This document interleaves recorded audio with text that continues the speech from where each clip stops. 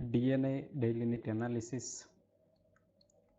આપણે પ્રકરણ બીજું વન શોટ જે રિવિઝન આપણું શરૂ છે એની અંદર જોઈશું સપુષ્પી વનસ્પતિમાં લિંગી પ્રજનન. આ પ્રકરણ આવનારી આપણી જે ગુજકેટની જે પરીક્ષા હશે એના માટે પણ આપણને ઇમ્પોર્ટન્ટ થશે અને નીટની પરીક્ષા માટે પણ ખૂબ જ આપણને ઇમ્પોર્ટન્ટ થશે. ગુજકેટની પરીક્ષાની તૈયારી માટે જે પણ વિદ્યાર્થીઓ વિડીયો જોવે છે તો ટોટલ આપણા 16 પ્રકરણ હતા. 16 પ્રકરણની અંદરથી માત્ર આપણે 12 જ પ્રકરણ તૈયાર કરવાના છે અને આ 12 પ્રકરણની અંદરથી 40 જેટલા એમસીક્યુ આવવાના છે. 40 એમસીક્યુ આવશે 12 પ્રકરણમાંથી. તો લગભગ એક પ્રકરણની અંદરથી 3 એમસીક્યુ પૂછાય. સરેરાશ આપણે ગણીએ તો એક પ્રકરણમાંથી 3 એમસીક્યુ પૂછાઈ શકે. એટલે કે ગુજકેટ માટે 12 જ પ્રકરણ છે તમારે. અને બીજું ગુજકેટ ઇમ્પોર્ટન્ટ તો કે જે પણ વિદ્યાર્થીઓને વેટરનરીની અંદર જવું છે એના માટે ગુજકેટ ખૂબ જ ઇમ્પોર્ટન્ટ છે. વેટેનરીની અંદર ગુજકેટથી જ આપણને એડમિશન મળતું હોય છે અને વેટેનરી એ ખૂબ જ યોગ્ય ઓપ્શન પણ છે અને એની અંદર આપણે સારામાં સારી કારકિર્દી બનાવી શકીએ છીએ. સામાન્ય રીતે વેટેનરી એટલે આપણી આજુબાજુ શબ્દો હોય કે ભાઈ હા સાદી ભાષામાં કહું ડોબા ડૉક્ટર એવું કે, પણ ના એ એટલું નથી ભાઈ. ભારત આપણો દેશ ખેતી પ્રધાન દેશ છે. પશુપાલન ક્ષેત્રની અંદર ઘણી બધી તકો રહેલી છે. સાથે સાથે વેટેનરી એટલે કે ભાઈ ગાય ભેંસનો એટલો ડૉક્ટર નથી.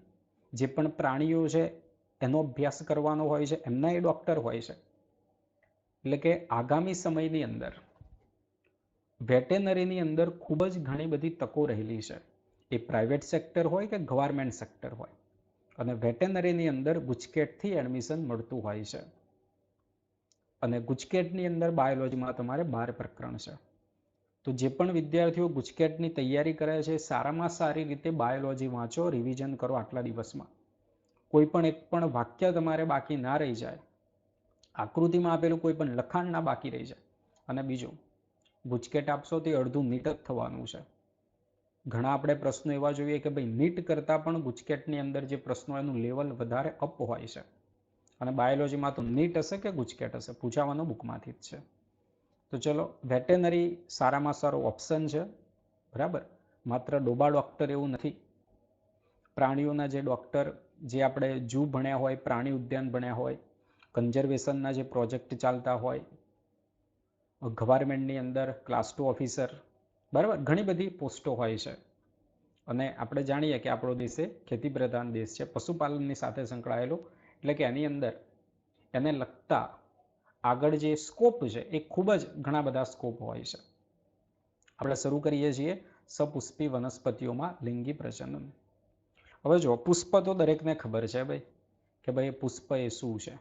બરાબર, આવૃત બીજધારીનું એક આકર્ષક અંગ તો છે જ, પરંતુ એ પ્રજનન સાથે સંકળાયેલું હોય છે. શરૂઆતમાં અહીંયા આપણને સામાન્ય માહિતી આપી કે ભાઈ અતિ પ્રાચીન સમયથી મનુષ્ય પુષ્પ સાથે સંકળાયેલો છે. આપણે દાખલા તરીકે પ્રેમની અભિવ્યક્તિ કરવી હોય, દુઃખની અભિવ્યક્તિ કરવી હોય, કોઈ પણ આપણો સામાજિક પ્રસંગ હોય, ધાર્મિક પ્રસંગ હોય, સાંસ્કૃતિક પ્રસંગ હોય, તો પુષ્પનો આપણે ઉપયોગ કરીએ છીએ. અને એગ્રીકલ્ચરની અંદર પણ સ્પેશિયલ એક ફ્લોરિકલ્ચર ભણવાનું આવે. અત્યારે દાખલા તરીકે ઘણા મોટા જે ફંક્શન થતા હોય તો એની અંદર આપણે જોઈએ છીએ પુષ્પોની જે ગોઠવણી કરેલી હોય, એનું જે ડેકોરેશન કરેલું હોય, તો એના પણ જુદા જુદા અભ્યાસક્રમો ચાલતા હોય છે. અને એમાં પણ બાયોલોજીના જે પણ વિદ્યાર્થીઓ છે એમના માટે પણ ઘણો બધો એમાં સ્કોપ રહેલો હોય છે. જો અહીંયા એક શબ્દ તમને આપેલો છે કે ભાઈ ફ્લોરિકલ્ચર, પુષ્પોની ને બધી જે ખેતી કરવાની હોય છે એની સાથે સંકળાયેલું જે વિજ્ઞાન છે એ થવાનું છે ફ્લોરિકલ્ચર. આપણે વધુ વાત નહીં કરીએ, આગળ વધીશું. હવે જો પુષ્પ એ બાહ્યકાર વિદ્યા અને ભ્રૂણ વિદ્યા દ્રષ્ટિ અદ્ભુત રચના છે. ભ્રૂણ વિદ્યા માટે કેમ? કારણ કે તમે જાણો છો દાખલા તરીકે પંચાનન મહેશ્વરી ભારતીય ભ્રૂણ વિદ્યાના પિતા. ભ્રૂણનો આપણે અભ્યાસ કરવો છે તો પુષ્પની અંદર આવેલા જે ભાગો છે, સ્ત્રી કેસરના ભાગો, બીજાશયના ને બધા ભાગો, એનો આપણે અભ્યાસ કરવો પડે છે. અને લિંગી પ્રજનન માટે મહત્વનું સ્થાન છે. હવે જો તમને ખ્યાલ છે પુષ્પનું નિર્માણ, આપણે પ્રકરણ જો નીટ માટેના વિદ્યાર્થી તો અહીંયા તમે યાદ કરો ધોરણ 11ની અંદર પ્રકરણ 15 આપણું જે છે એની અંદર આપેલું છે કે ભાઈ પુષ્પનું નિર્માણ થવા માટેનો જે અંતઃસ્ત્રાવ, એ અંતઃસ્ત્રાવ કયો છે ભાઈ? ફ્લોરિજીન અંતઃસ્ત્રાવ. કયો અંતઃસ્ત્રાવ આવશે? ફ્લોરિજીન અંતઃસ્ત્રાવ. આ જાણો છો તમે. એટલે અહીંયા પહેલું જ આપણને સમજાયું કે પુષ્પ સર્જાય તેના ઘણા સમય પહેલા વનસ્પતિ નિયત જગ્યાએ પુષ્પ સર્જે, કઈ જગ્યાએ ભાઈ પુષ્પનું નિર્માણ કરવાનું છે એનો નિર્ણય વનસ્પતિએ લઈ લીધેલો હોય છે કે અહીંયા મારે પુષ્પનું નિર્માણ કરવું. અને એટલા માટે જ અહીંયા કહ્યું કે ભાઈ અંતઃસ્ત્રાવીય, તો આપણને જે આપેલું છે હાઇપોથેટિકલ અંતઃસ્ત્રાવ ફ્લોરિજીન. આપણે એ પણ ભણી ગયા એ ચેપ્ટરની અંદર, ધોરણ 11ની અંદર.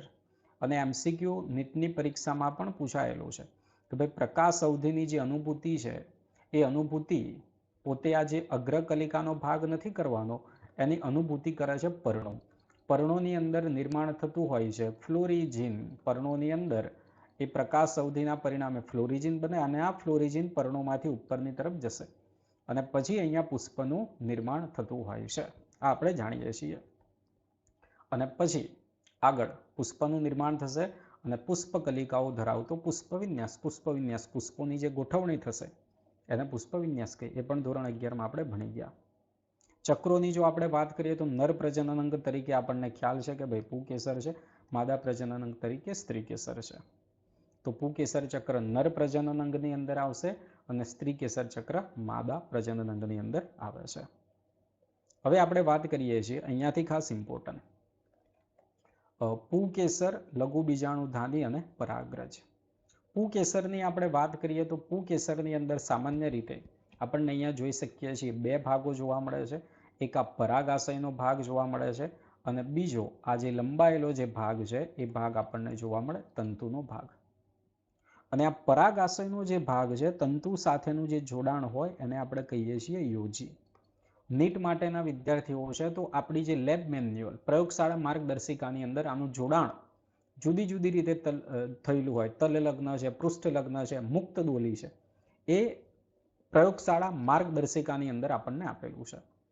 તો બે ભાગો, એક પરાગાશયનો ભાગ કયો અને બીજો છે તંતુ. તો અગ્રીય ભાગ સામાન્ય રીતે કેવો છે ભાઈ? દ્વિખંડી. એ દ્વિખંડી કયો ભાગ છે? આપણો આ પરાગાશયનો ભાગ છે. ખાસ ઇમ્પોર્ટન્ટ, તંતુનો નિકટવર્તી છેડો પુષ્પના પુષ્પાસન કે દલપત્ર સાથે જોડાયેલો હોય છે. તંતુનો નિકટવર્તી છેડો, તો આ જે તંતુ છે આ તંતુનો કયો છેડો થવાનો ભાઈ? નિકટવર્તી છેડો. કયો છેડો? નિકટવર્તી છેડો. એ કોની સાથે જોડાયેલો કયો? આ છેડો કાં તો દલપત્ર સાથે જોડાયેલો હશે અથવા તો પુષ્પાસન સાથે જોડાયેલો હોય. કોની સાથે ભાઈ? પુષ્પાસન સાથે જોડાયેલો હોય છે. અને આ MCQ પૂછાયેલો છે ભાઈ નીટ 2016ની અંદર પૂછાયેલો છે. આ MCQ ક્યારે પૂછાયો હતો? નીટ 2016ની પરીક્ષામાં પૂછાયેલો છે. તો આની અંદરથી આપણો થઈ ગયું ભાઈ PYQ, previous year question, NEET 2016. એટલે તંતુનો નિકટવર્તી છેડો કઈ જોડાયેલો છે? તો પુષ્પના પુષ્પાસન કે દલપત્ર સાથે જોડાયેલો હોય.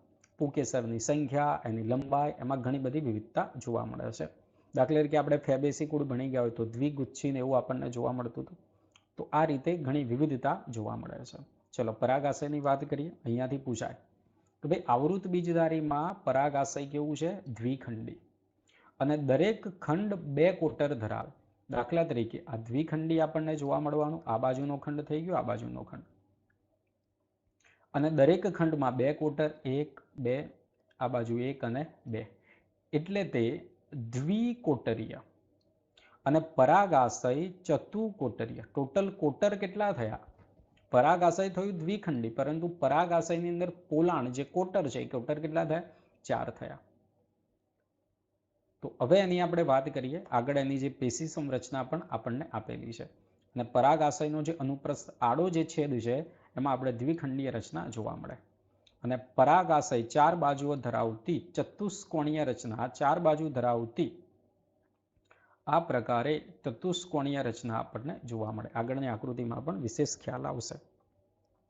અને અહીંયા જોઈએ તો આપણે જો અહીંયા 4 જે ખૂણા છે એ 4 ખૂણાની અંદર આ એક આવેલી હોય છે લઘુ બીજાણુધાની. 1, 2, આ 3 અને 4 કોણ આવેલી હોય છે ભાઈ? લઘુ બીજાણુધાની આવેલી આપણને જોવા મળે છે. ચલો, તો દરેક ખંડમાં 2 લઘુ બીજાણુધાની. દરેક ખંડમાં કેટલી થઈ ગઈ? 2 લઘુ બીજાણુધાની. અને આમ ટોટલ 4 લઘુ બીજાણુ ધાની આવેલી છે. ચલો ગુજકેટની પરીક્ષાની અંદર જો અહીંયાથી એમસીક્યુ પૂછાય કે ભાઈ લઘુ બીજાણુ ધાનીઓ આગળ વિકાસ પામે અને કોની અંદર પરિણમે છે ભાઈ? પરાગ કોથળીઓમાં પરિણમે. કારણ કે લઘુ બીજાણુ ધાની અંદર લઘુ બીજાણુનું નિર્માણ થશે, એ પરિપક્વ થશે તો ઘણા બધા અંદર લઘુ બીજાણુ આવેલા હોય, તો એટલા માટે એ લઘુ બીજાણુ એટલે પરાગરજ છે, એટલે આપણે કહ્યું એને પરાગ કોથળી એવું કહેવામાં આવેલું છે. અને પરાગાશયની લંબાઈને અનુસરીને આમ રીતે લંબાયેલી અને પરાગરજથી ભરેલી હોય છે. હવે આની આપણે રચનાની વાત કરીએ. પહેલા તો હું તમને કહી દઉં, રચનાની અંદરથી એમસીક્યુની અંદર કઈ બાબત પૂછાય, તમે ભણેલા જ છો, તમને ખ્યાલ છે. આની જે બાહ્ય સપાટી જોઈએ તો ગોળાકાર જોવા મળે. કેવી જોવા મળે છે? ગોળાકાર. અહીંયા આકૃતિમાં જુઓ તો બાહ્ય સપાટી કેવી જોવા મળે છે? ગોળાકાર. સૌથી બહારનું સ્તર છે અધિસ્તર, પછી સ્ફોટી સ્તર, મધ્ય સ્તર આવેલું છે અને સૌથી અંદરની તરફ આપણને જોવા મળે પોષક સ્તર. હવે જો અહીંયાથી એક તો શબ્દો કયા રીતે પૂછાય. 4 દિવાલીય સ્તર થઈ ગયા. સૌથી બહારમાં અધિસ્તર, તંતુમય સ્તર. એનું બીજું નામ શું થયું ભાઈ? એન્ડોથિસિયમ. આવો બીજો શબ્દ વિદ્યાર્થી મિત્રો તમે કઈ ભણ્યા? દાખલા તરીકે જોડકામાં પૂછાય એન્ડોમેટ્રિયમ. એન્ડોમેટ્રિયમ એવું ભણ્યા ભાઈ? એન્ડોમેટ્રિયમ, માયોમેટ્રિયમ, પેરીમેટ્રિયમ આવું ભણ્યા? ગર્ભાશયની જે દિવાલ છે એની અંદર આવતું હતું. જોડકા પ્રકારમાં પૂછાઈ શકે એમસીક્યુમાં. એન્ડોથિસિયમ સામે બીજું નામ આપ્યું હોય, એન્ડોમેટ્રિયમ સામે બીજું નામ આપ્યું, આ રીતે. એન્ડોથિસિયમ નીટની પરીક્ષા હોય તો મેસોથિલિયમ એવું પૂછાય. ચલો તમે જણાવજો મેસોથિલિયમ કઈ છે નીટની પરીક્ષાની તૈયારી કરતા વિદ્યાર્થીઓ? મેસોથિલિયમ, ચલો આ જણાવજો તમે.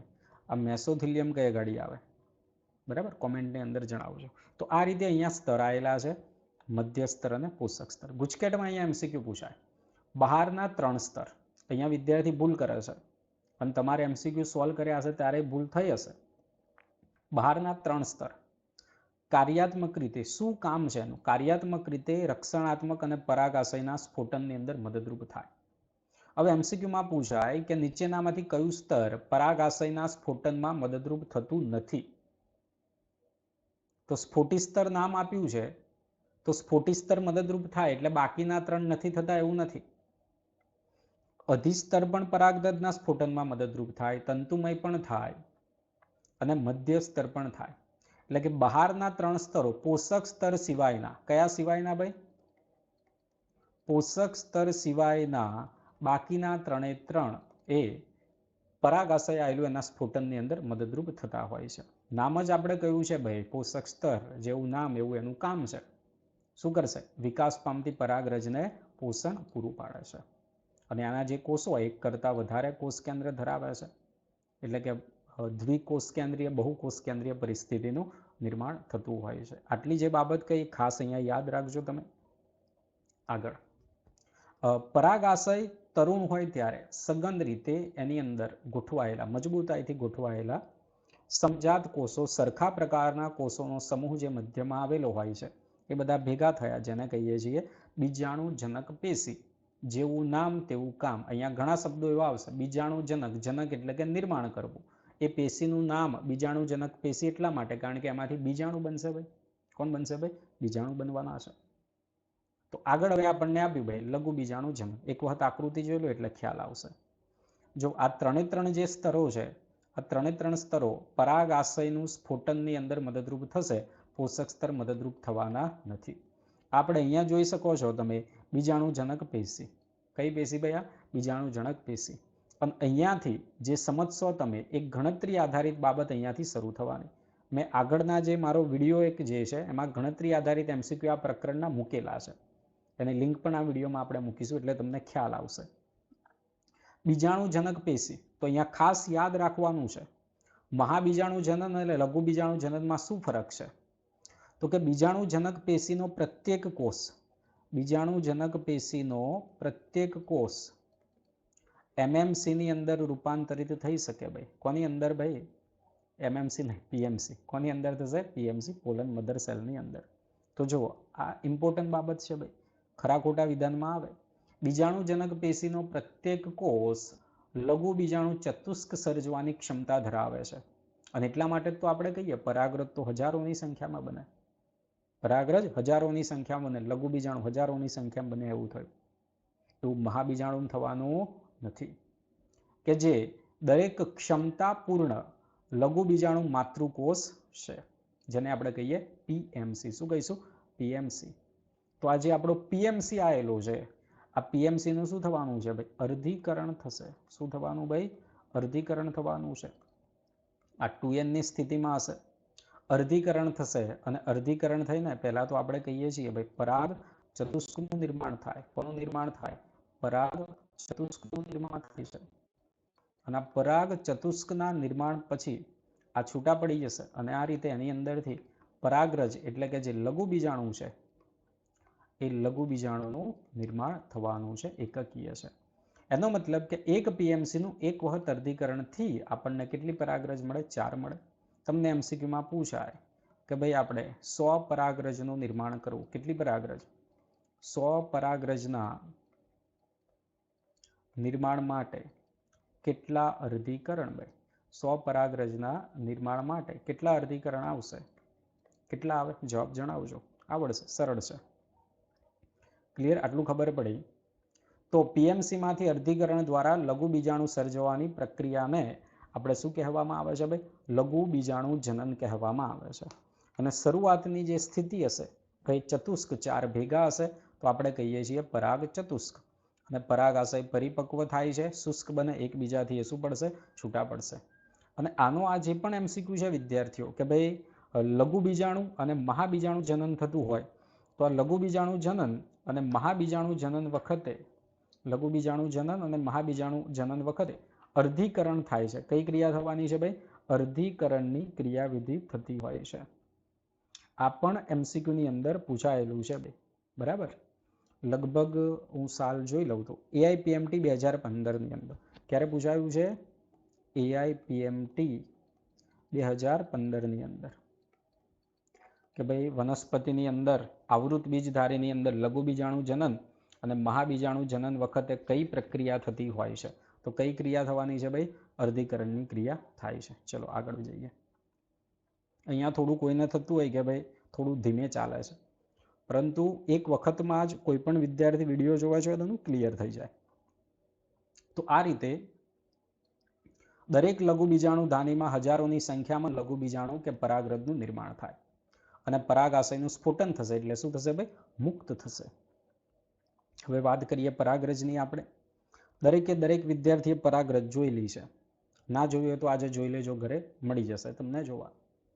અત્યારે જાસૂદના સરસ મજાના ફૂલ આવેલા હશે. જાસૂદનું તમે ફૂલ જોશો અને એનો જે ઉપરનો ખુલ્લો ભાગ જોવા મળે એની અંદર પીળાશ રંગનો પાવડર તમને જોવા મળશે. એ પીળાશ રંગનો પાવડર જે છે એ પરાગરજ છે. શું છે ભાઈ? પરાગરજ છે. અને અહીંયા આપણને કેટલીક પરાગરજ જે છે એના ઇલેક્ટ્રોનનો સૂક્ષ્મ ફોટોગ્રાફ્સ આપેલા છે. અને અહીંયા SEM લખ્યું એટલે કે સ્કેનિંગ ઇલેક્ટ્રોન માઇક્રોસ્કોપથી લીધેલી ઇમેજ છે. સ્કેનિંગ ઇલેક્ટ્રોન માઇક્રોસ્કોપથી મેળવેલી ઇમેજ છે. બરાબર? તો એ રીતે આપણને પરાગરજની સપાટીની અંદર ઘણી બધી વિવિધતા જોવા મળે. કેટલીક પરાગરજ ખરબચડી હશે, લીસી હશે, આવું જોવા મળે છે. પરાગરજના એમસીક્યુ વારંવાર પૂછાયેલા છે અને એટલી એમસીક્યુમાં તમને ખ્યાલ જ છે, સ્પોરોપોલિનિન વાળો એમસીક્યુ. પરાગરજના આકારની આપણે વાત કરી, ગોળાકાર છે. પટ્ટીમય પણ આગળ આપણને આપેલું છે ભાઈ, જલ પરાગિતની અંદર એનો વ્યાસ કેટલો છે? આ માહિતી આધારિત એમસીક્યુ. અને દ્વિસ્તરીય દિવાલ છે. હવે આ જે દ્વિસ્તરીય દિવાલ છે, આ દ્વિસ્તરીય દિવાલની અંદર એનું જે બહારનું જે સ્તર આવેલું છે એ બહારનું સ્તર શેનું બનેલું છે ભાઈ? સ્પોરોપોલિનિનનું બનેલું છે. શેનું બનેલું છે? સ્પોરોપોલિનિન. અને આ સ્પોરોપોલિન એક ખૂબ જ પ્રતિરોધક પદાર્થ છે.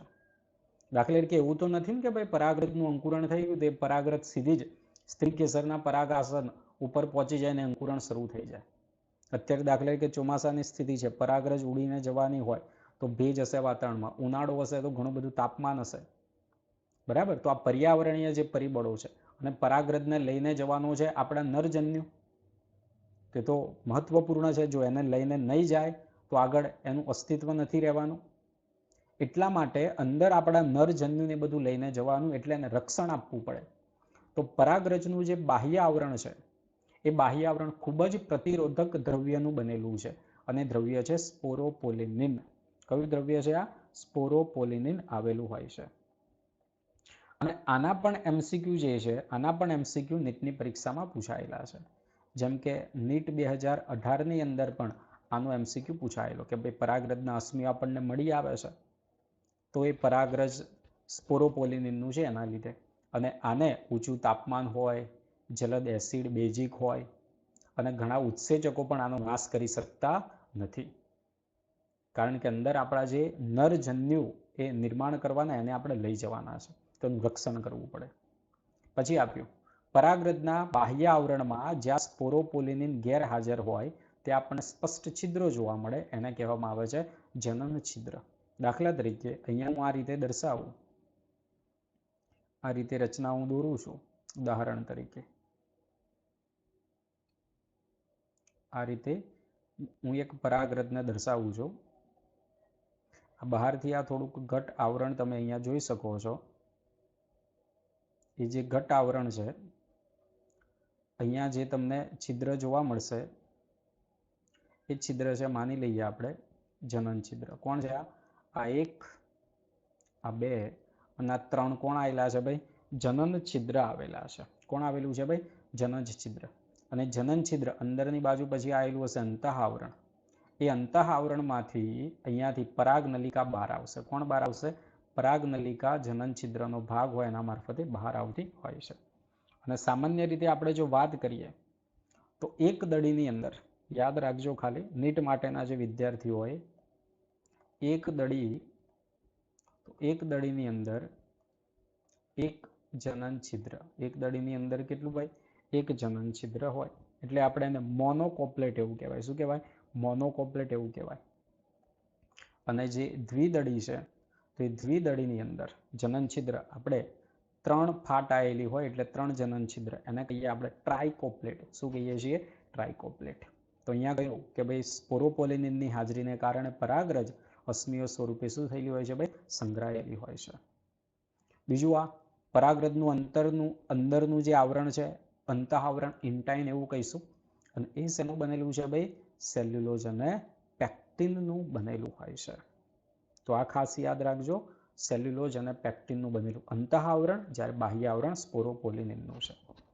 પરાગરજનો કોષ, તો કે એને પણ કોષરસ પટલ આવેલું હોય. અને પરાગરજ જ્યારે પરિપક્વ છે તો એની અંદર આપણને 2 કોષ જોવા મળે. એક વાનસ્પતિક કોષ અહીંયા તમે જોઈ શકો છો આકૃતિની અંદર, મોટો છે. કેવો છે ભાઈ? મોટો છે. અને બીજો એક નાનો જોવા મળશે, જનન કોષ. તો વાનસ્પતિક કોષની લાક્ષણિકતા અહીંયાથી એમસીક્યુ પૂછાય. આટલો જે ભાગ છે એમાંથી એમસીક્યુ પૂછાય. જો બાબત ખાસ ધ્યાનમાં રાખજો. વાનસ્પતિક કોષ તમે જોઈ શકો છો મોટો છે. મોટું અનિયમિત આકારનું કોષ કેન્દ્ર. વાનસ્પતિક કોષનું કોષ કેન્દ્ર અનિયમિત આકારનું છે, જ્યારે જનન કોષનું કોષ કેન્દ્ર ધરાવતો એ આખો કોષ જે છે ત્રાકાકાર કોષ છે. અહીંયા કોષ કેન્દ્ર નિયમિત આકારનું, અહીંયા ત્રાકાકાર કોષ છે. બીજું એમસીક્યુમાં પૂછાય કે ભાઈ જનન કોષ કોના કોષ રસમાં તરે છે? ખરા ખોટા વિધાનમાં પૂછાય. તો જનન કોષ એ વાનસ્પતિક કોષના કોષ રસની અંદર તરે છે. ક્લિયર છે? બરાબર. તો આ 2 કોષે ધરાવે છે. હવે આપણને અહીંયા સમજાયું કે ભાઈ 60% આવૃત બીજધારીની અંદર પરાગરજ કઈ સ્થિતિએ? દ્વિકોષીય સ્થિતિએ. દ્વિકોષીય સ્થિતિ એટલે શું? એ પરાગરજની અંદર વાનસ્પતિક કોષ અને જનન કોષ આવેલો હોય, અને બાકીની પરાગરજની અંદર ત્રિકોષીય સ્થિતિએ. તો ત્રિકોષીય સ્થિતિ એટલે શું થાય? આ આપણું જે જનન કોષ હોય એ જનન કોષનું સમવિભાજન થાય અને 2 નરજન્યુનું અંદર નિર્માણ થઈ ગયેલું હોય.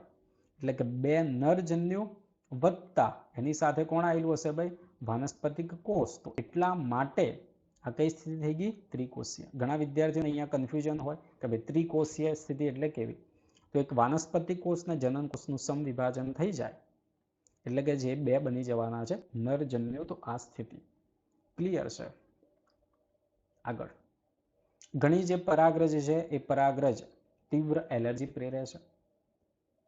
શ્વાસ વાહિકાની યાતના, આપણી જે શ્વાસ વાહિકાઓ છે એની અંદર એની અસર થતી હોય છે અને બીમારી આપણને આપી, જેમ કે અસ્થમા અને બ્રોન્કાઇટિસ. અને અહીંયા આપણે જે આયાત કરવામાં આવેલા જે ઘઉં છે એની સાથે એક અશુદ્ધિ તરીકે એક વિદેશી જાતિ આપણે આવી ગઈ, જે વિવિધતા અને તેનું સંરક્ષણમાં આવે વિદેશી જાતિઓની અંદર. એ રીતે પણ અહીંયા એમસીક્યુ પૂછાય ફેરવીને, તો યાદ રાખજો. ઘઉંની સાથે કોણ આવી ગયું ભાઈ? ગાજર ઘાસ, પાર્થેનિયમ અથવા તો કેરેટ ઘાસ. આ વિદેશી જાતિ છે ભાઈ. કેવી છે ભાઈ? વિદેશી જાતિ. એ આવી અને એના પરિણામે આ પરાગરજની એલર્જી થતી હોય છે. ક્લિયર છે આટલી બાબત? તો આ પણ એમસીક્યુ ની અંદર પૂછાય છે, આ તમે યાદ રાખજો. ચલો આગળ વધીએ.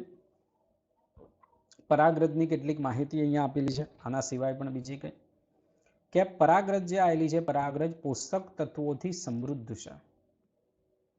ઘણા બધા એમિનો એસિડ આવેલા હશે, શર્કરા ને એવું બધું પણ એની અંદર આવેલા હશે, ખનિજો પણ કેટલાક એની અંદર આવેલા હશે. એટલે કે પરાગરજની ગોળીઓ પૂરક આહાર તરીકે ઉપયોગી છે. પૂરક આહાર, ફૂડ સપ્લિમેન્ટ, જે રીતે આપણે વિટામિન ને એવું વધારાનું જે મેળવતા હોઈએ, અત્યારે દાખલા તરીકે કોરોના શરૂ હતો તો આપણે વિટામિન સી ને બધું મેળવતા હતા, ઝીંક આપણે લેતા હતા, તો એ રીતે પૂરક આહાર તરીકે એનો ઉપયોગ કરવામાં આવે છે. અને પશ્ચિમ દેશોમાં મોટા પ્રમાણમાં પરાગરજની પેદાશો, ગોળીઓ, એનો જે સિરપ છે એનો ઉપયોગ થાય છે. અને રમતવીરો અને દોડમાં ભાગ લેનારા ઘોડાઓના દેખાવની અંદર શું કરે છે? વધારો કરે છે. આગળ આ ખાસ ઇમ્પોર્ટન્ટ. હવે આની અંદરથી વિદ્યાર્થી મિત્રો એમસીક્યુ નીટ અને ગુજકેટની પરીક્ષા માટે ફ્યુચર ક્વેશ્ચન છે, પૂછાઈ શકે છે. આવું પૂછાયું નથી. અને બીજું, હા, ઘણા બધા વિદ્યાર્થીઓ કે ભાઈ ગુજકેટ માટે અમે પાછલા વર્ષોના બધા એમસીક્યુ જોઈએ. ભાઈ, તો પાછલા વર્ષના જે એમસીક્યુ છે, એક જ વખત ગુજકેટ લેવાય છે નવા સિલેબસને, અને પહેલા સિલેબસ જૂનો હતો, તો એક જ વર્ષનું તમને પેપર મળશે, એ જ જોવાનું છે. બરાબર? બાકી બુક જ વાંચવાની. બરાબર? તમારી જોડે જે પણ બુક હોય, નવા એમસીક્યુ હોય, તમારે સોલ્વ કરવાના છે. હવે અહીંયા વાત કરી કે ભાઈ પરાગરજની જીવિતતાની વાત કરી. પરાગરજ મુક્ત થાય અને જો ફલનમાં ભાગ લેવાની હોય તો કેટલો સમય જીવિત રહી શકે છે? તો અહીંયા જુદી જુદી જીવિતતા આપેલી છે. જેમ કે ઘઉં, ચોખામાં પરાગરજ મુક્ત થયા પછીની 30 મિનિટમાં જીવિતતા ગુમાવે છે. કેટલી મિનિટની અંદર ભાઈ? 30 મિનિટમાં.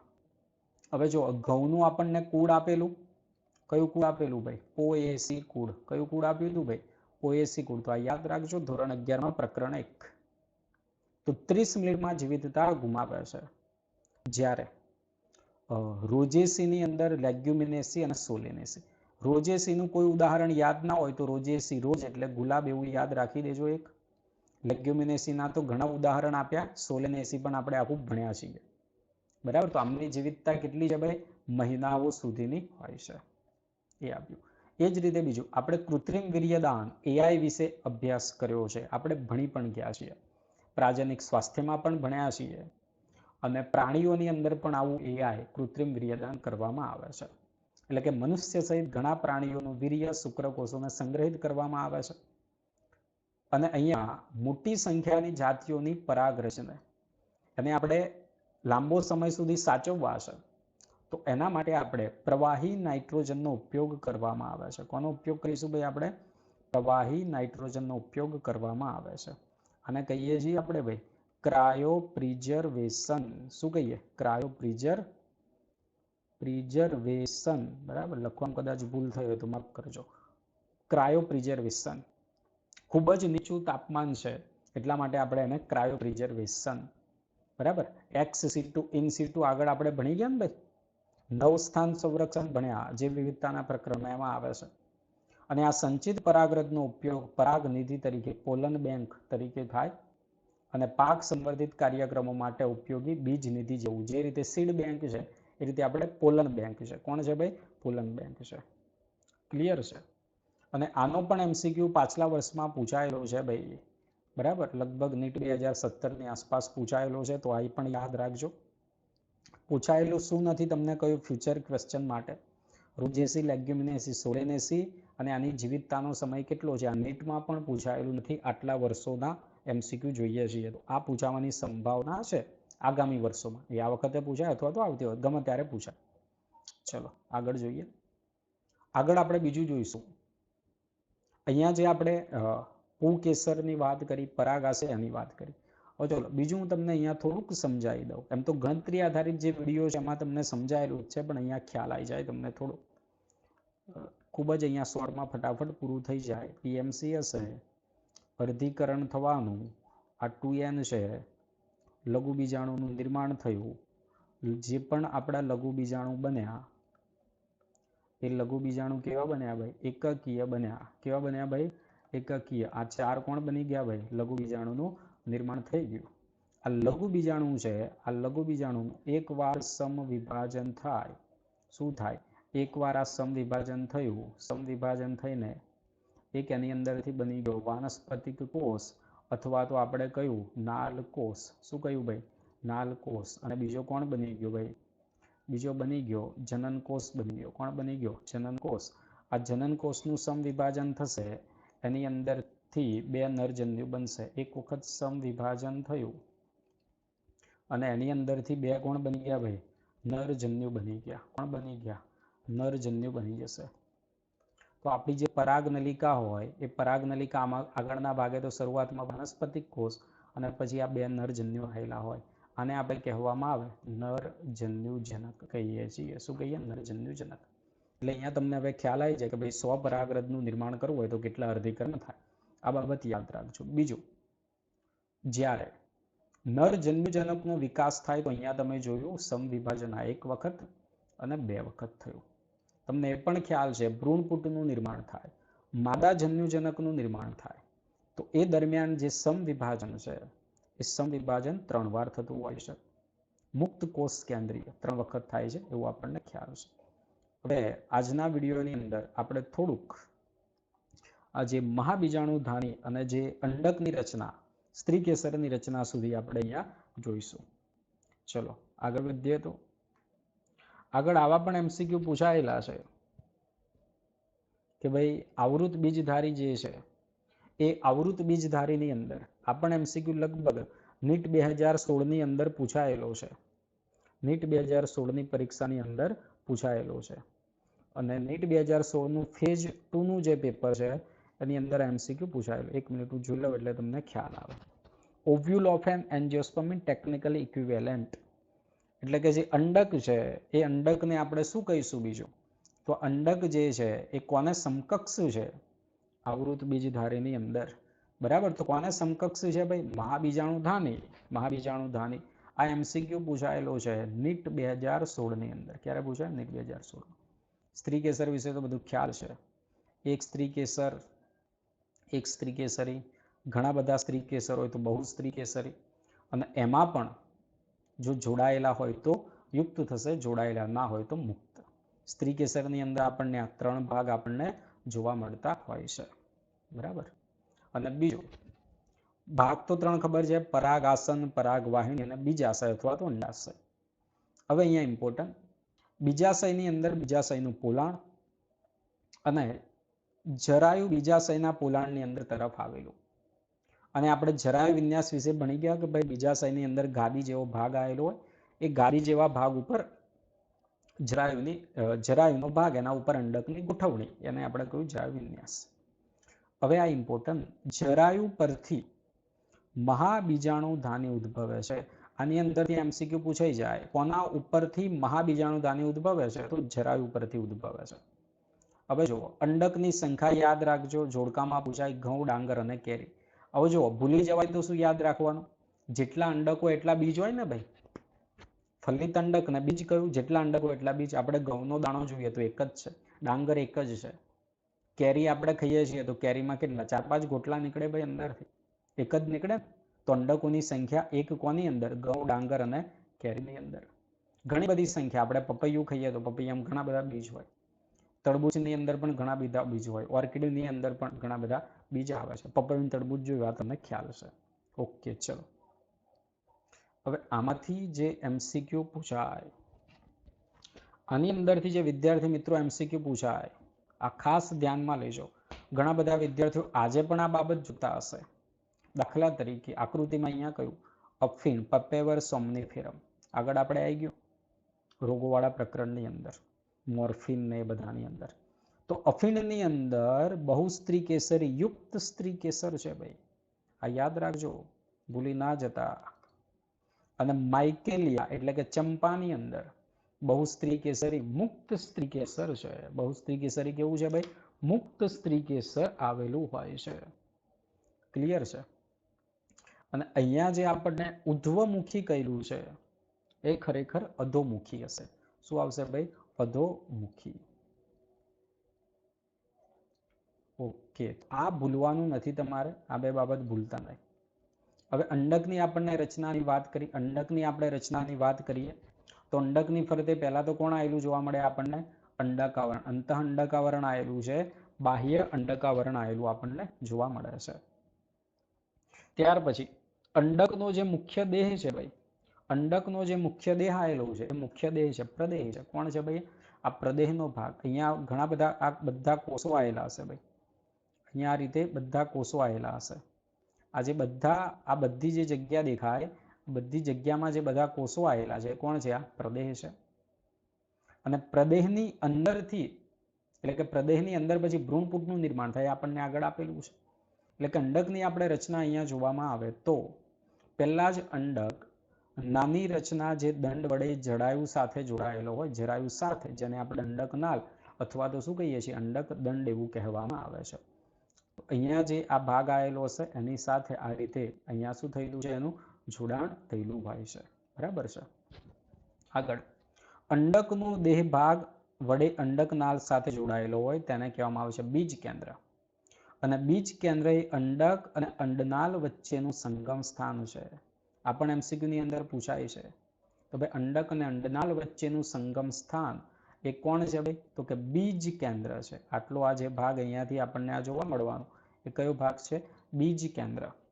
કે અંડનાળ અને કોની વચ્ચે? અંડક વચ્ચેનું સંગમ સ્થાન છે.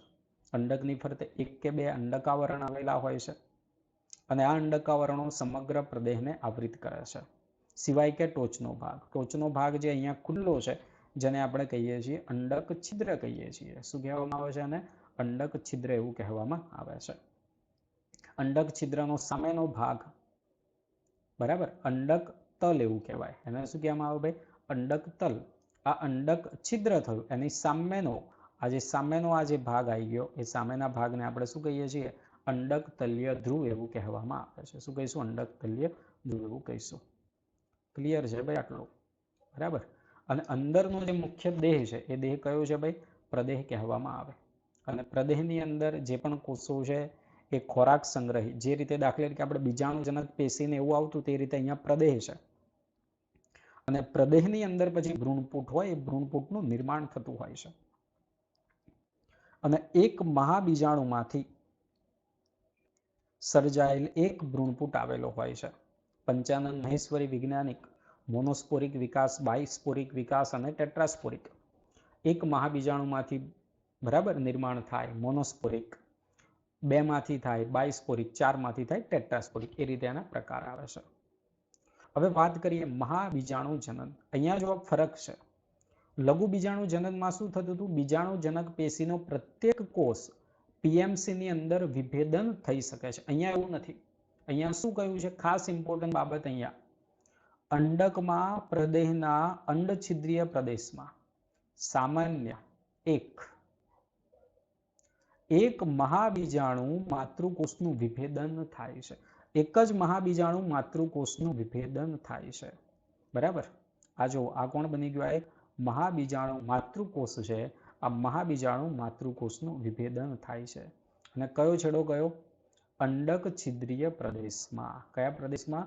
અંડક છિદ્રીય પ્રદેશમાં. તો આ અંડક છિદ્રીય પ્રદેશનો ભાગ છે. એની અંદર જે પ્રદેહ આવેલો છે એ પ્રદેહની અંદરથી એક જે મોટો કોષ બની જાય છે એ બની જાય છે મહાબીજાણુ માતૃકોષ, MMC. શું કહીશું? MMC.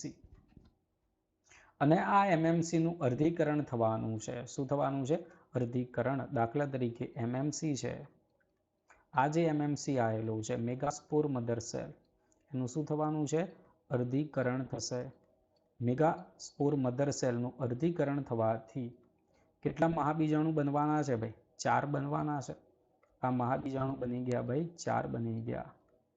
આ 1, આ 2, 3, ના કેટલા બની ગયા? 4. પરંતુ 4 માંથી 3 શું થવાના ભાઈ? અવનત પામવાના છે, નાશ પામવાના છે. એક જ સક્રિય મહાબીજાણુની અંદરથી કોણ બનશે ભાઈ? ભ્રૂણપુટ બને છે. એટલે ભ્રૂણપુટનો મોનોસ્પોરિક વિકાસ એવું કહ્યું છે. શું કહ્યું છે આપણને? ભ્રૂણપુટનો મોનોસ્પોરિક વિકાસ એવું આપણને કહ્યું છે. ક્લિયર? ચલો કઈ રીતે બનશે એની વાત કરીએ. તો કઈ રીતે બને અહીંયા થોડુંક તમને ખ્યાલ આવશે. એક સક્રિય આપણો મહાબીજાણુ વધ્યો. આ સક્રિય મહાબીજાણુ છે. આ સક્રિય મહાબીજાણુ એક વખત સમવિભાજન થયું ભાઈ, એક વખત સમવિભાજન થયું. અહીંયા જે પણ વિભાજન થાય મુક્ત કોષ કેન્દ્રીય છે. સમવિભાજન થઈને 1 અને 2 કોષ કેન્દ્ર સર્જ્યા. ફરીથી સમવિભાજન થાય, ફરીથી અહીંયા થઈ ગયું ભાઈ સમવિભાજન. સમવિભાજન થવાથી પછી 1 2 3 અને કેટલા 4 બની ગયા. થોડુંક ભાઈ દોરવામાં આગા પાછી થઈ ગયું, ચિંતા ના કરતા. પછી હજુ સમવિભાજન થયું અને હજુ સમવિભાજન થયું અને આ સમવિભાજન થવાથી કેટલા કોષ કેન્દ્ર બની ગયા ભાઈ? 4 ની અંદરથી કેટલા બની ગયા? 8 1 2 3 4 1 2 3 અને 4. આ રીતે કેટલા કોષ કેન્દ્રો બની ગયા ભાઈ? 4 કોષ કેન્દ્રોનું અહીંયા નિર્માણ થઈ ગયેલું છે. બરાબર? તો કેટલી વાર સમવિભાજન થયું? 1 2 અને 3 વખત સમવિભાજન થાય છે. આગળ લઘુ બીજાણુ જનન અને એની અંદરથી જે નરજન્યુજનક બનતો હતો તેમાં 2 વાર થતું હતું. અહીંયા કેટલી વખત થયું? 3 વખત. અને જે પણ સમવિભાજન થાય એ કેવું થાય છે ભાઈ? મુક્ત કોષ કેન્દ્રીય પ્રકારનું. કયા પ્રકારનું? મુક્ત કોષ કેન્દ્રીય પ્રકારનું સમવિભાજન થતું હોય છે. અને પછી આની અંદર 8 કોષ કેન્દ્ર છે. એની ગોઠવણી જે થાય છે, એની ગોઠવણી થઈને અહીંયા આપણો ભ્રૂણપુટ બની જાય છે ભાઈ. કોણ બની જાય છે? ભ્રૂણપુટ બની જાય છે. એટલે કે અહીંયા આપણને કહ્યું ભાઈ સક્રિય મહાબીજાણુનું કોષ કેન્દ્ર સમવિભાજન પામી 2 કોષ કેન્દ્ર સર્જે. 2 કોષ કેન્દ્ર સર્જ્યા, બંને 2 વિરુદ્ધ ધ્રુવ તરફ પહોંચી ગયા છે. દ્વિકોષ કેન્દ્રીય ભ્રૂણપુટ બની ગયો. આની અંદરથી પછી 4 કોષીય અને પછી કેવો બની ગયો? 8 કોષ કેન્દ્રીય ભ્રૂણપુટનું નિર્માણ થઈ જાય છે. જે પણ સમવિભાજન થયું એ કેવું થયું ભાઈ? મુક્ત કોષ કેન્દ્રીય પ્રકારનું થયું. એટલે કે કોષ દિવાલનું નિર્માણ થતું નથી, છૂટા એ કોષ પડી જતા નથી. બીજું ખાસ ઇમ્પોર્ટન્ટ વિદ્યાર્થી મિત્રો, આ નીટ માટે પણ ઇમ્પોર્ટન્ટ વાક્ય છે. ફ્યુચર ક્વેશ્ચનની અંદર આનો સમાવેશ થશે. 8 પૈકીના 6 કોષ કેન્દ્રો કોષ દિવાલથી આવૃત છે.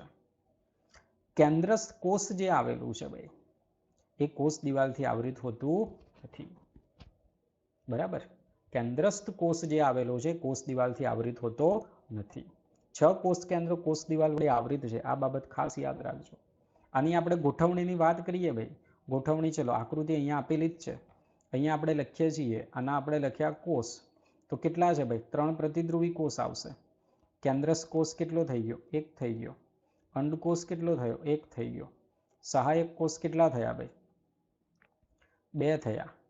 બરાબર? 3 ને 3 6. કોષો કેટલા થઈ ગયા? 7. અને આપણે જો કોષ કેન્દ્રની વાત કરીએ તો 3 પ્રતિધ્રુવીના 3, એક કેન્દ્રસ્થ કોષની અંદર 2 કોષ કેન્દ્ર, એક અંડકોષનું 1 થશે, 2 સહાયક કોષના 2, ટોટલ 8 કોષ કેન્દ્ર. આ પણ એમસીક્યુ એટલે કે પીવાયક્યુ, પહેલા પીએમટી, એની અંદર એમસીક્યુમાં પૂછાયેલું છે કે ભાઈ 7 કોષ અને 8 કોષ કેન્દ્ર ધરાવતી રચના છે. અહીંયા ઇમ્પોર્ટન્ટ કહ્યું કે શું યાદ રાખવાનું, ભૂલવાનું નથી? 6 કોષ કેન્દ્રો કોષ દિવાલ વડે આવૃત છે. કોણ આવૃત નથી? કેન્દ્રસ્થ કોષ છે. અંડછિદ્રના 3 કોષો ભેગા મળી કોણ બનાવે? અંડપ્રસાધન આકૃતિમાં જોયું. બીજું સહાયક કોષ. અંડપ્રસાધનમાં સહાયક કોષ અને એક અંડકોષ આવેલો. અને જો અહીંયા જોઈએ સહાયક કોષની અંદર વિશિષ્ટ સ્થૂલન છે. આ વિશિષ્ટ સ્થૂલન આવેલું છે. તંતુમય પ્રસાધન. તંતુમય પ્રસાધન શું કામ કરશે? અહીંયાથી આ પરાગ નલિકા આવી ભાઈ, તો આ પરાગ નલિકાની અંદર પ્રવેશ કરવા માટેનું માર્ગદર્શન પૂરું પાડે છે. આ બાબત ખાસ ઇમ્પોર્ટન્ટ યાદ રાખવાની. આ એમસીક્યુમાં વારંવાર પૂછાયેલું છે પાછલા વર્ષોની અંદર કે ભાઈ અંડછિદ્રની ટોચ તરફ એક વિશિષ્ટ પ્રકારનું સ્થૂલન છે જેને કહીએ તંતુમય પ્રસાધન, અને જેને કહ્યું કે પરાગ નલિકાને સહાયક કોષમાં પહોંચાડવાનું કાર્ય કરે છે. આ પીવાયક્યુની અંદર વારંવાર પૂછાયેલું છે. અંડક તલ તરફ આપણે જોયું પ્રતિધ્રુવી કોષ છે. અને આ રીતે લાક્ષણિક ભ્રૂણપુટ છે તો એ કેટલો ભાઈ? 8 કોષ કેન્દ્ર અને 7 કોષીય રચના ધરાવે છે. તો આજના વન શોર્ટ રિવિઝનની અંદર વિડીયો લેક્ચર જે આપણો છે આ રિવિઝન માટે આટલા સુધી જોઈશું. આગામી વિડીયોની અંદર પ્રાગનયન પછીથી આપણે જોઈશું.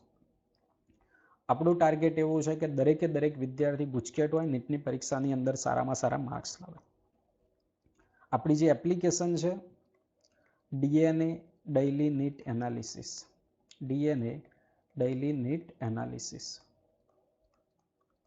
તો આ એપ્લિકેશનને તમે પ્લે સ્ટોરમાંથી ડાઉનલોડ કરી શકો છો. ફ્રી જેટલા તમે 12થી વધુ ટેસ્ટ એટલે કે લગભગ 1000થી વધુ એમસીક્યુની પ્રેક્ટિસ તમે ફ્રીમાં કરી શકો છો. અને બીજું, આપણી જે ટેસ્ટ સિરીઝ શરૂ છે કે જેમાં 90થી પણ વધારે ઓનલાઈન ટેસ્ટ આવશે ગુજરાતીની અંદર અને બાયોલોજીના વધુ ટેસ્ટ આવશે, એની અંદર પણ તમે જોડાઈ શકો છો. India's largest Gujarati medium biology online NEET test series. અને ખાસ એની ખાસિયત એવી છે કે ભાઈ જે પણ ટેસ્ટ મૂકેલા હોય તમે પોતાની અનુકૂળતાના સમયે પ્રકરણનું પુનરાવર્તન કરીને આપી શકો છો. તો દરેકે દરેક વિદ્યાર્થી ગુજકેટ માટે પણ એનસીઆરટીની બુક જ સરસ તૈયાર કરવાની છે, પુનરાવર્તન કરવાનું છે. અને નીટની પરીક્ષા માટે પણ આપણે સરસ રીતે બુકને સમજી તૈયાર કરવાની, વધુમાં વધુ ટેસ્ટ આપવાના છે એનસીઆરટી આધારિત. ચેનલની અંદર જો નવા હોય તો સબસ્ક્રાઇબ કરજો, વિદ્યાર્થીઓમાં શેર કરજો. આવતીકાલે જ આ પ્રકરણ આપણે પૂરું કરીશું. Thank you.